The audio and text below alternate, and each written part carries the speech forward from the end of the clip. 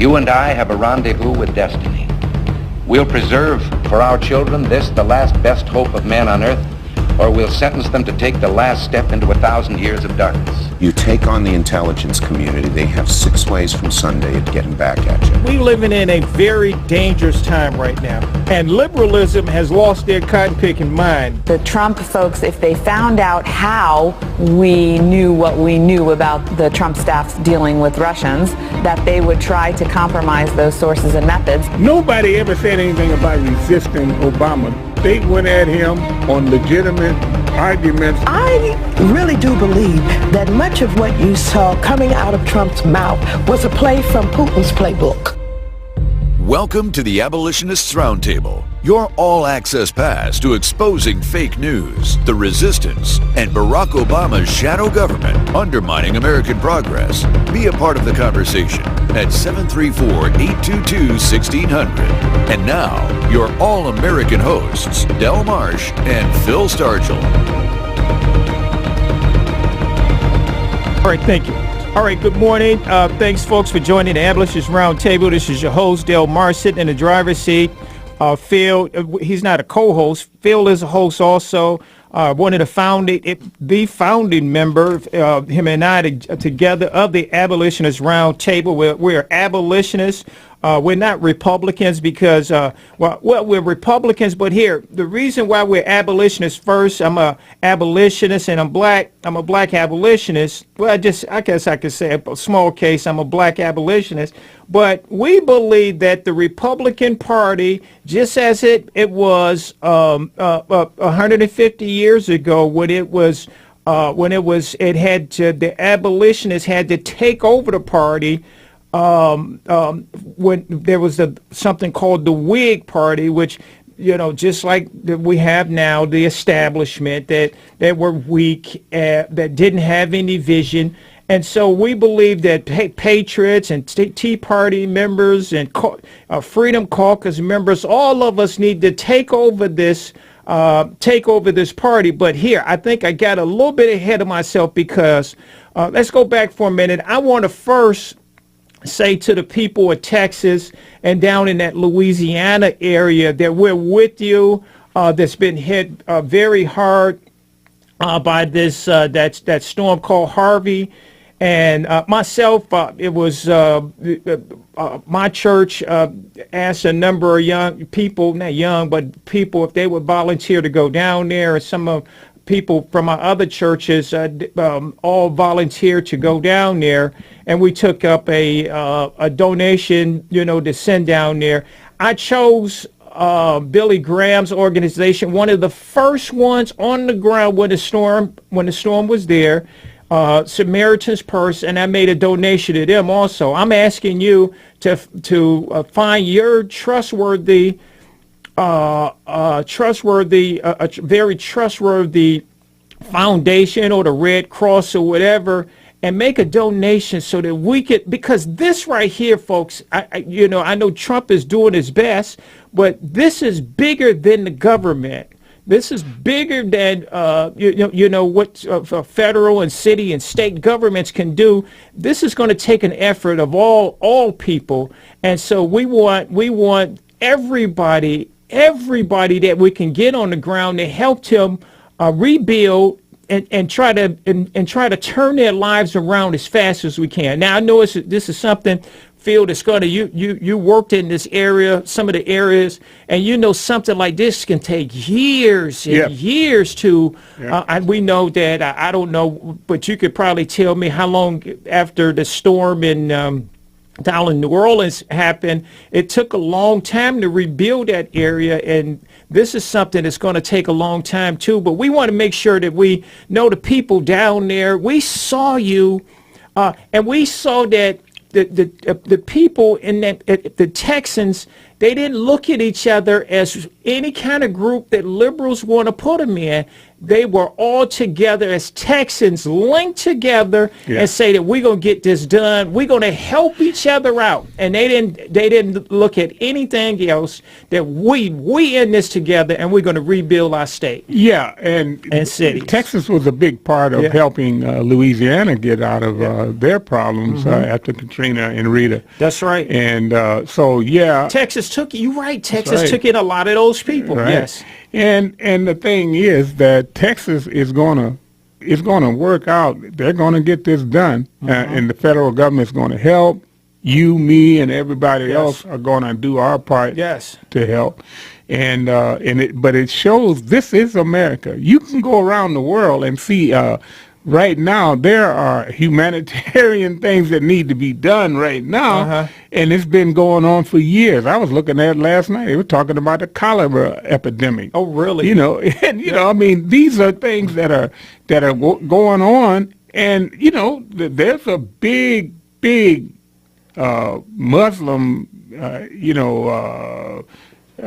organization. You know, the Muslims. You know what I mean? They got a big on. This thing has been going on over there for 10 years. Civil wars and stuff like that. Yeah, you're right. That's not participating in humanitarian stuff. But in America, something as big as Rita, something as big as Katrina, something as big as Harvey. Yes. You know, we're going to get a handle on this. We're going to get it, and we're going to get our arms around it, and we're going to make it better. Yes. And it's going to be when they come out of that, it's going to be much better than it was before, because you know that's the American spirit, and it always has been, and we have always helped those that needed help. I don't care where they are. Yeah. You know, so we know this is going to be all right in a couple of. It is. I know it's going to take time. This is. It was a big storm. It destroyed a lot of cars. Yeah. A lot of homes, and this is. I mean, it's going to take a while, and to be honest with you, if I could have, I would have volunteered and went down there this weekend and did a little humanitarian work too. Yeah. Here, Phil, I want to just say to the side for a minute, folks. For me personally, I've been going through. The last 6 weeks, I've been going through a little health challenges. If you don't mind, just keeping me in your prayers too. So I took some tests yesterday, and next week I get some of the results, and so I've been, and that's why you haven't heard me here much. And Phil has been doing a good job in bringing in some of our friends from all around the place, and keeping the Abolitionist Round Table moving. But I just wanted you to know that myself, I've had. You're still having some health challenges, and I'm just like Texas, I'm gonna get through it, I'm gonna overcome it. And so but anyway, I just want to say that right there. If you want to share something about what you've seen this week on TV, just share a story about Texas, about what's going on down in Texas. You can give us a call at 734-822-1600. But we're going to get into our agenda this morning. We got a couple of things that we want to talk about. But I'm just going to, the name of the show is the day, the week, the minute that we all became Americans. And I see that this is a time for all of us right now to come together as Americans. Just like we seen Texas all come together. No matter who they were, how people want to identify them, they all came together, man. And I seen people doing work for the betterment of the human race, all people. And so today, I want to just say, let's all become Americans for Texas' sakes. But one of the things that I was, did you know that, I'm just going to take a little side trip for a minute. This is from PJ Media. Berkeley mayor wants Antifa classified as a game after insulting Trump supporters. Folks, did you know that that under Obama, this is last year, did you know that that the Homeland Security, DHS, Homeland Security had already saw and recognized Antifa. Federal authorities has already been warning states and locals since 2016 about this leftist extremist group, Antifa, and had become increasingly confrontational and dangerous. The Department of Homeland Security classified their activities right away. This is under the Obama administration now. They classified them as domestic terrorists, their activities as domestic terrorist violence. And so we want to make sure that, no, we don't want to change the classification of Antifa. No, they're not a gang. This is a domestic terrorist group, Phil. Yes, and that's what we want to keep on them right there. Right. They go in and, I was, what's his name, had one of the guys on Tucker. And, the guy just, no, we're not the aggressor. No, it's Trump people that are the fascists. There's Trump people that are ones that hit us first. No, that's not true. Every event I watch, and not just that. Well, let me just, as a side note, man, some of these guys, they must be old vegetarian because they some little guys. Yeah. I think that we get a couple of Tea Party guys in that group and go, it could be about 10 of us. It could be 300 of them. Yeah. If they take away their weapons, I think that we can knock them all out. Oh, yeah. They ain't got no weight on them. They go around with locks in socks and hit people, man. I think they're hitting a lot of people below the knees. Yeah. Well, one of the guys said that what they do is they go buy, like you say, a bag of cement, and they put it in those socks, dip it in water, and let it harden up, man. And so just imagine they hitting you with what was that right there? Them is thugs, boy, man. you little 100-pound, 110-pound guy. Come on. But, at this point, this 200-pound patriot he hurt. You just hit him on the ankle. But this is one of the reasons why, we've had a couple of Tea Party events here, and some of these people have come in there and made a bad day for them. Yeah, made a stink up locally, Mm-hmm. and a lot of people have said, I don't have to put up with this. I can make my voice known at the ballot box, and I think that's one of the reasons why you don't see a lot of Tea Party events and a lot of other organizations. Most of those people are, close to my age. Absolutely they are. And they don't need that hassle, but they know how to get to their voting booth. Let me tell you something, Phil. When you're over 50, man, you get hit with one of them socks. Man, it might take you, me too, a while to recover, man. Yes, so, but here, we're going to go to a break, Derek. And on the other side of the break, if you'd like to join the conversation, because we got some things that we want to talk about, folks. So give us a call at 734-822-1600. We'll see you on the other side of the break. And now back to the Abolitionists Round Table. Patriotic Black American conservatism, leading the charge and advancing the 4%. Back to your hosts, Del and Phil. All right, thanks for coming back and joining the Abolitionists Round Table. Again, we were talking about Antifa. Before we were talking about Antifa was just sharing the stories about how we just saw Americans in Texas just all come together. But if you'd like to join the conversation, give us a call at 734-822-1600.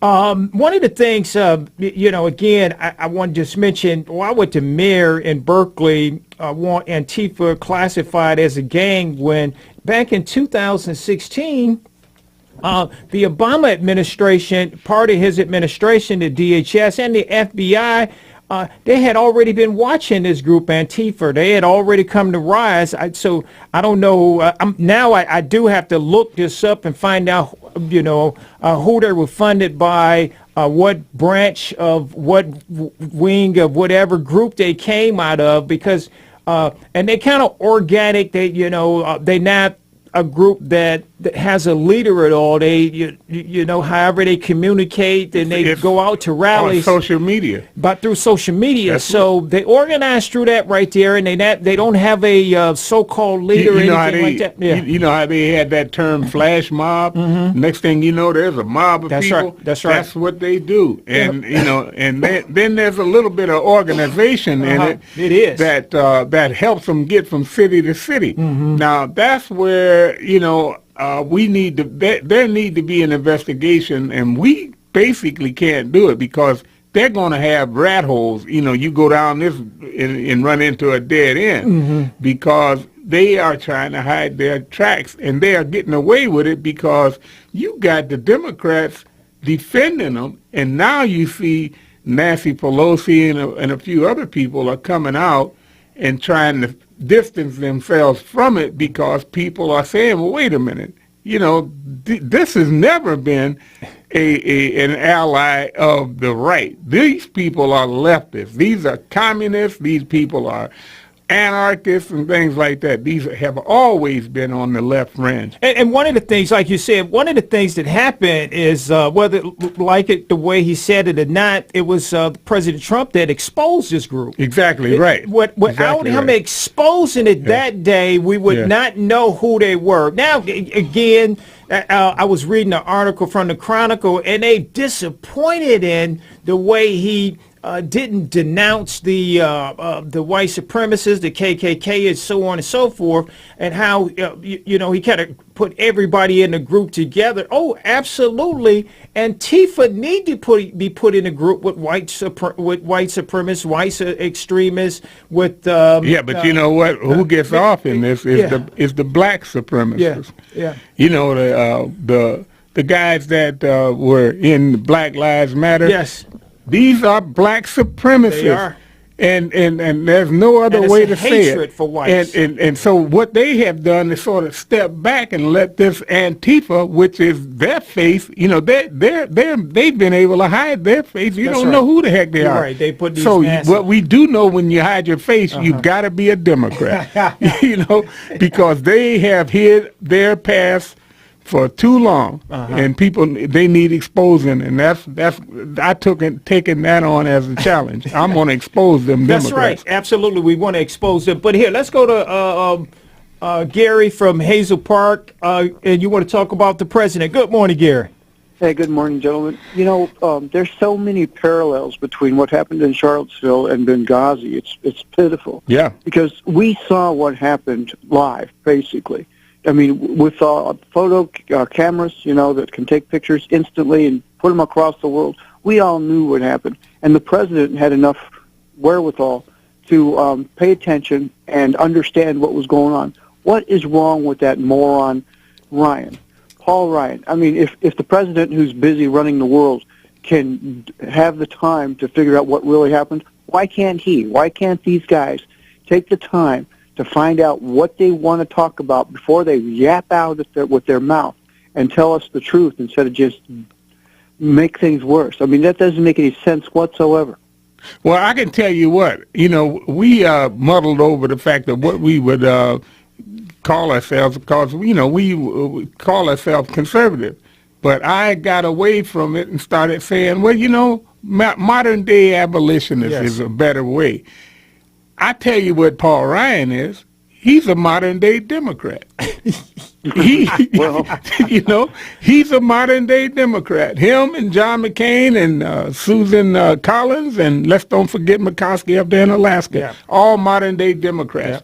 They are the same people that terrorize people and then hid their hand and then blamed another party. They blamed the Tea Parties. They blamed the alt-right. You understand? And alt-right was made up by the news media. There is no alt-right. Right. Yeah. But people like Paul Ryan put the blame on them. Every time something come out, they say, they have no place in our party. You ain't never heard the Democrats denouncing anybody, have you? No, now never asked them to either. Yeah, exactly. People like Paul Ryan should be asking them to denounce some of these people. Yeah. Well, I consider myself a constitutionalist and a federalist. True. That's what I want to be. And I'm going out today to try and get Pat Kolpak as governor. Yes. So wish everybody luck, and we're going to do it all weekend. So if you're out there, you have some time, help us. Absolutely, yeah. We want to say that we support Pat all the way. Absolutely, Exactly right. We talk about a man of godly character. Yeah. We can't lose with someone like him and his wife. You bet. You take it easy, guys. Okay, All you right. too. Bye. All right. Yeah, people like Paul Ryan made me pause and say, you know what, man, if they call him a conservative, what the heck am I? Yeah. I don't want to be associated with that type of because like it's been hard enough to walk away from all of my family, my friends, and over the years and be a Republican. But then you get people like him that are agreeing with the Democrats more than they And do. I'm gonna tell you, it's him and even Mitt Romney. Yeah. Come out with the same kind of Yeah, stuff. John McCain.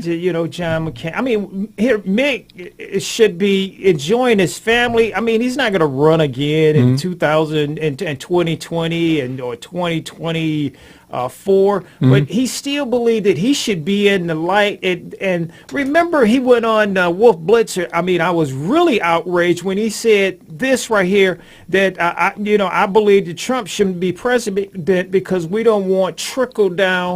Remember It's racism. that trickle down racism? Yeah. Man, and so he still believes he should interject every time something come up. And again, him and Paul Ryan, just think about it. People really thought that they were a little bit more principled than they are. They get, like you say, get all the facts. Yeah. And because we need to get all the facts before. Okay, but folks, if you'd like to join the conversation, give us a call at 734-822. What did I just say? 734-822-1600. 1600. We'll see you on the other side of the break.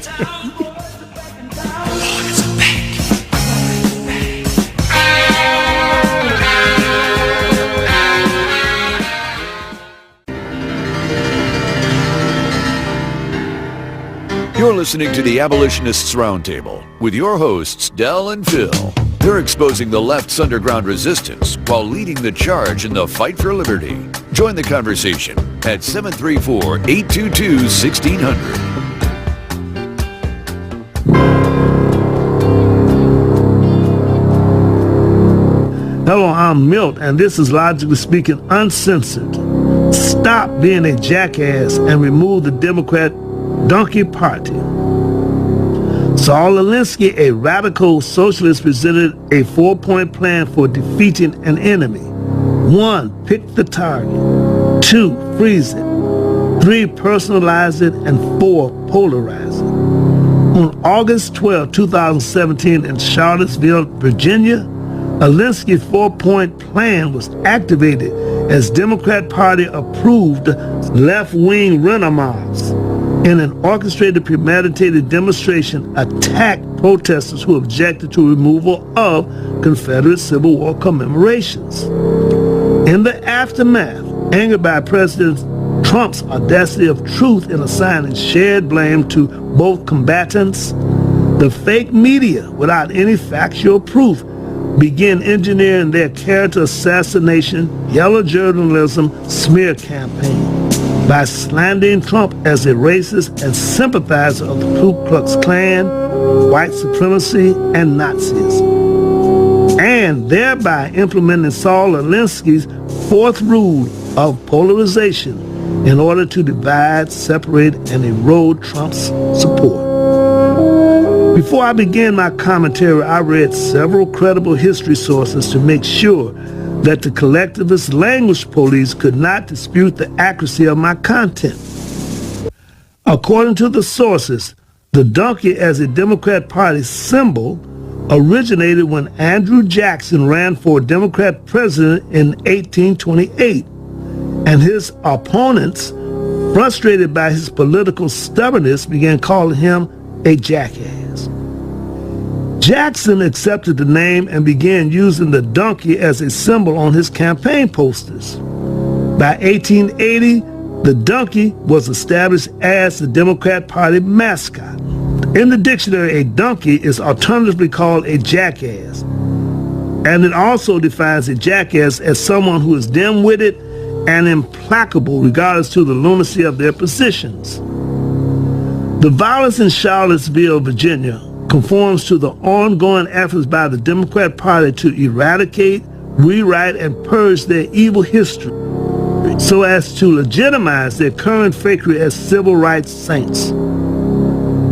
To accomplish this scam, the Democrat Party concocted the strategy of inspiring legions of rent-a-mob hoodlums and anarchists to destroy, remove, and vandalize what Democrats as white supremacists created.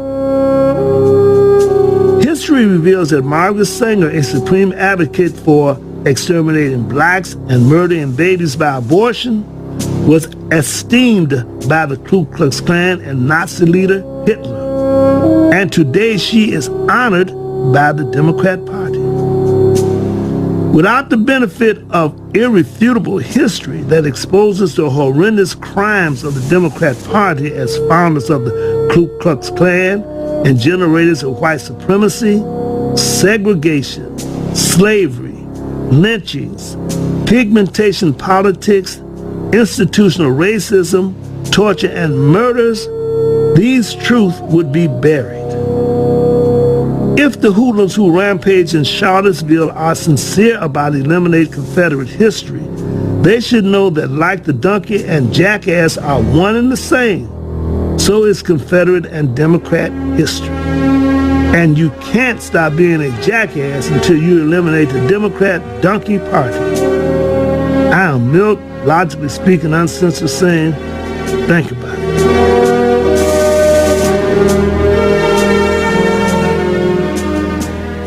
Wow, Milt, hey, I appreciate that commentary. You know, Phil, we were just during that what we were listening to, what he were talking about, and something jumped out right away. Andrew Jackson. They called him a jackass, and Andrew Jackson embraced that there. You know, Andrew Jackson was somebody that was very hard on blacks during that time. And Andrew Jackson. He embraced that, and that symbol of the donkey, because of Andrew Jackson, became the mascot of the Democrat Party, and the Democrats, they have embraced that donkey ever since. But I see you wanted to share something. You wanted to share a little Ben Tillman this morning too. Well, but we talk about Jackson, and he was being hard. But see, the thing about it is that was the way it was back then. I mean, slavery, black people embraced slavery themselves. So, they didn't look upon it as what we look at it looking back.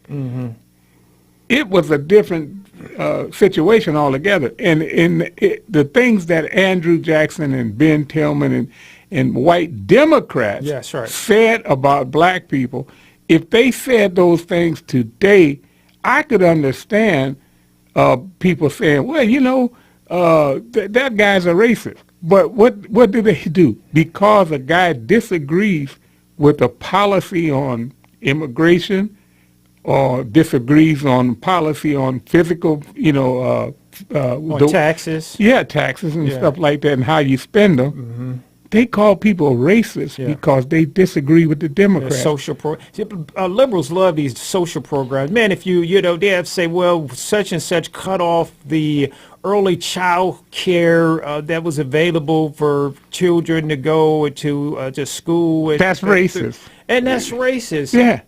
And again, why is the government paying for your children? And then, what's sad is blacks believe that these social programs are exclusively for them.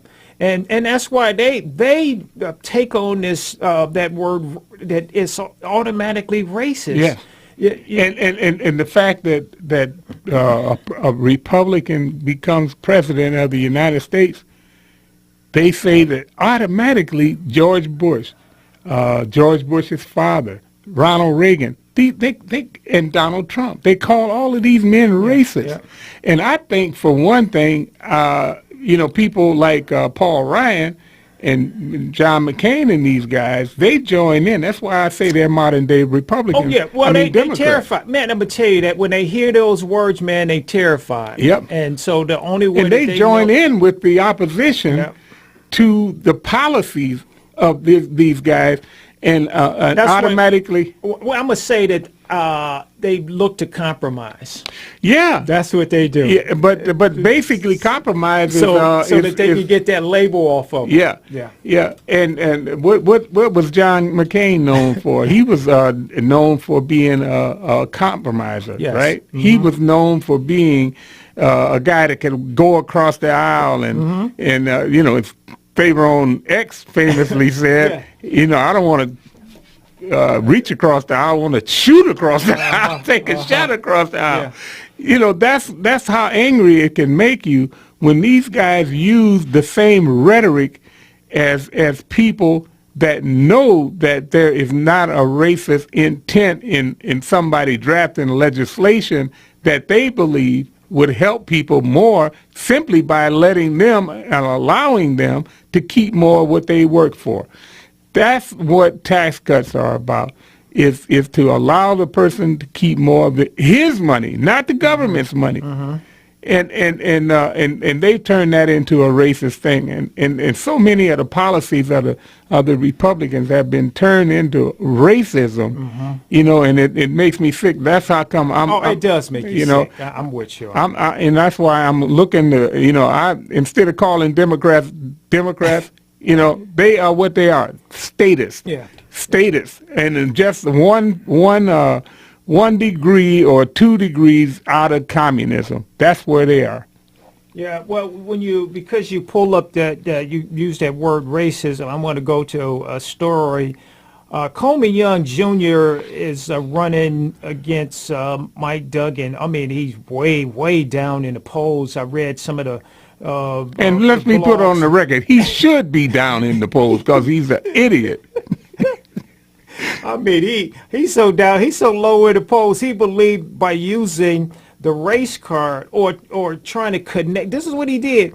He tried in a video. He tried to connect Mike Duggan to white supremacy. And he believed that this is a strategy that's going to help him rise in the poll and put him on equal footing with Duggan for the election. And Duggan said, you know what? I don't want any part of that right there. I'm just going to ignore that right there. But one of the things that Duggan did, and I don't, he want to use racism now. Coleman Young, a lot of people, Coleman Young II, which let me just say this, who did not grow up Coleman Young. No. Second, he grew up Joel Loving. That's what his mom, Coleman Young, never embraced that child. That was a love child, but Coleman Young never embraced that love child at all. And I don't know how he could have, because I remember him looking like just like him. I mean, and I remember what Abolitionist Round. You remember? You know what he said about What's him? that? He said he looked like Coleman Young spit him out.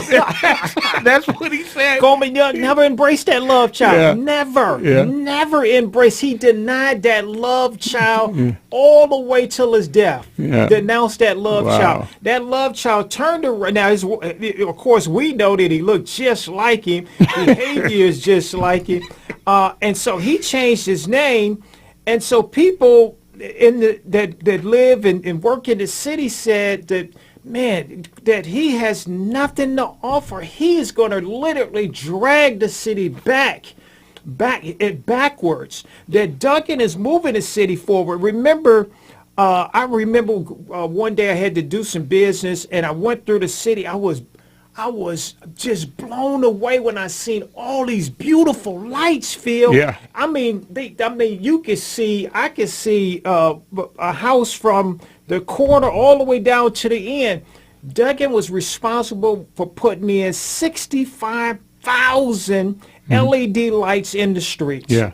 In those dark areas that people were terrified and of. that really illuminates the city and makes it a heck of a lot safer. It makes a lot safer. And one thing I'd like to say is that that regardless of what a person's color is, if they are doing the correct things in a city as the chief executive of that city, they're going to see improvements. Yes. And obviously what Duggan is doing is working. Yeah, it is. And when I look at, like I came to Detroit to work on the Renaissance. That was my first job when I got here. And so that was supposed to revitalize Detroit. That was supposed to bring Detroit back. That's the name of the city. I mean, of the building complex, the Renaissance Center. That was supposed to be the center and of it the was beautiful when y'all reawakening of built Detroit. that building, man. Beautiful. It was a beautiful centerpiece that sat in the middle of downtown. Yes, you're right. But guess what? It had an effect, but it just didn't put us back over the top. That was in the future. Duggan is on the right track. He's doing the things that need to be done. And what do they say about him? That he's doing nothing for the neighborhoods. It's always an argument. I don't care what, the good or whatever good you do, people don't recognize it. But the thing about it is that's exactly the way you do it. You make the downtown function and make money, and then you can rebuild the surrounding areas. The surrounding areas, and the reason why, in my theory, is he's building this business community around the downtown. This is really his biggest source of tax revenue. That's to right. be honest That's with you, exactly right. Because I hear that their budget was close to being balanced or something like that. Well, I don't know about that, but I know that, people don't see it, but it's people that's in those neighborhoods that's still not paying their taxes on their homes. No, but see, here's what I see him doing. Yeah. Now he's embraced the business aspects of Detroit downtown. Yeah. But he's going to lead that keeps the economic business of the city moving because of that revenue. Yeah, you're But see, the thing is, what he knows, he's still a Democrat. Yeah. Oh yeah, he knows that the federal government will do that. That's right. They'll match funds at least. Well, guess you see what I'm saying? So what I heard on TV, I heard a lady say this right here. She said, "Where's the city getting this money? This $20,000 a house to tear the house down?" And she said that it was done on the backs of the poor. Yeah, well, instead of why we tearing these houses down in the first place. Yeah. We shouldn't be tearing these houses down. We should be revitalizing these houses, but people are migrating out of the city, and that's why they have to. They've got to take those houses down people complaining about it. Yeah, but not only that, they are a hazard to the health of people because somebody could drag you in there and put you in there and kill you, and nobody would know for a long time. That's right. But they've got to make it where the neighborhoods are safe, and like I said, once they have the revenue from downtown, the federal government will match just about everything they do to the surrounding areas. If not, give them grants to do it. Oh, to build those houses back in the neighborhoods. Duggan has done some things with allowing people to buy these houses, and of course that's in every city. But allowing people to buy these houses, that should be a priority of the neighborhood. That's the true. neighborhood should be saying, you know what, we need to try to get this block here, block by block, and they can apply for money to do that. Yes. And but there are a lot of things that can be done. And they're not looking at it as an opportunity. No. Second, better routine garbage pickup. Yeah. It was terrible. Maintenance in parks. One of the things that they now have, they have the best bus services they've had in a long time. Yeah, and I mean, talking about on time and it's very dependable now. And that trolley going down through is going to help, and so is the people mover. But the other thing is that once they get the city where it is attracting these people into these neighborhoods, they will start to improve those neighborhoods because they're going to need. You noticed a couple of weeks ago they announced that they were going to rehab like an old hotel and about five buildings in Denver. Oh, absolutely, yeah. See, these things are all for getting high price money to rebuild those things and make condos and lofts and stuff like that out of them. Man, those things go for a lot of money, and they just churn money into the city. Yes. So that is like so I said, he's on the right track. He's on the right track, and again, that just lets you know that Coleman Young Jr. He does not have a strategy at all on winning a campaign. So he had to lower himself to use this comment or trying to connect him with white supremacy. Well. He don't have a strategy. He don't have an economic plan at all. Well, Duggan knows that's been the Democrat strategy, so he knows that strategy. So. He knows that strategy, so and we can't forget that. I mean, they have better and faster police service and EMS response time now too. It used to be you call the police, they didn't come to your house for a couple of days. Tell you to write a report and bring it down to them. Write a report. If there was a car accident, they didn't show up. They asked you to go to the nearest precinct in that area. You're right. It was a lot, and so they did. They put more police on the streets. They hired more police, and so economically, the safety of the city. You're right. They are on the right track on all these things, and again, it just lets you know that Coleman Young Jr. does not have a economic strategy, and he want to use the same old tired strategy of his party, the Democrat Party, and that's using some kind of hatred or using white supremacy to they want to. Let me just a side note. They want to replace Cobo Hall. They changing the name. Yeah, right. And they want to tear down some statues and rename some streets. Ooh, man, they want to they want to turn around and sublease out the name. Yeah. They say they did that in. They said that those guys own slaves.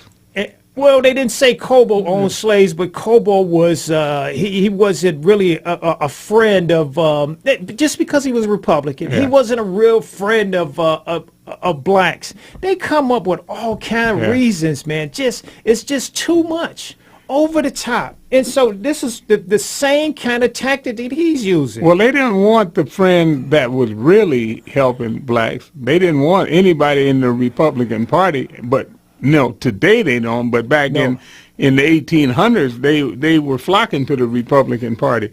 And they want to tell us that all of a sudden that just because Johnson signed the Civil Rights Bill that was enough to make them. No. There was always a Republican Party in the South. They turned 360 degrees because of that right there. Yeah. As a matter of fact, they would not go back in history farther than that right there. They will stop at Johnson and move forward. That's right. When you start talking about anything post-Johnson, it's irrelevant to them. They don't want anything to do with it at all. And now how are just like they rejected Hillary Clinton because of what Bill Clinton did with the 3 strikes and you're out. Oh man. When are they going to wake up and find out? When? I'm begging somebody, please tell me, when are we as black people going to realize that we are being driven to extinction by the Democrat Party? Yeah. When will they realize it? Through abortion. Yeah, exactly. Self-extermination. They don't even realize it. Yeah, it is. It'll be 20 years, and then they'll be saying things like, Bill Clinton put us in the 3 strikes and you're out and all of that. And that's what they say. Well, it's because a number of our black men are incarcerated, and it's more than just incarceration. You're right. They've been taken out. They've been taken out altogether. They're not even a part of our society at all. But I want to mention another thing real quick. Comey, Comey had made a decision about Hillary Clinton prior to, he had already wrote it up and made his decision about Clinton prior to him even talking to Clinton's aides. I'm talking about having an interview with his aides. And remember, he had already they had already gave him immunity prior to what? Oh shucks, it's with the Cheryl Mills. That's who I was trying Cheryl to think. Mills, Yeah, there it is. Here, let me try to get this. All right, so I was going to read before this he story. interviewed her or Uma Abedin and all of them. There you go. He decides to give him immunity, and then he's already done. Made the decision that he wasn't going to prosecute her. Okay, so that just shows you how the Democrats have always been able to control the agenda, regardless of whether they're on the majority side of Congress or in the minority. They end up running the agenda. Yeah, let me just. I'm gonna read a little bit, but you're right about that. And so right away, what they wanted to do is they tried to label Comey a Republican. You know, Yeah. he was Comey was no different than in my opinion, than Colin Powell. Yeah. Comey was an opportunist. Exactly and right. that's all it was. That's right. And he was looking for an opportunity to move his career along, and it didn't matter whether you were a Democrat or Republican. He was trying to move his career along. Folks, we want to thank you for joining the Abolitionist Round Table this morning. If you don't mind going to our website at artofmichigan.com, we could use your support so that we can continue with this message. We'll see you next week, folks.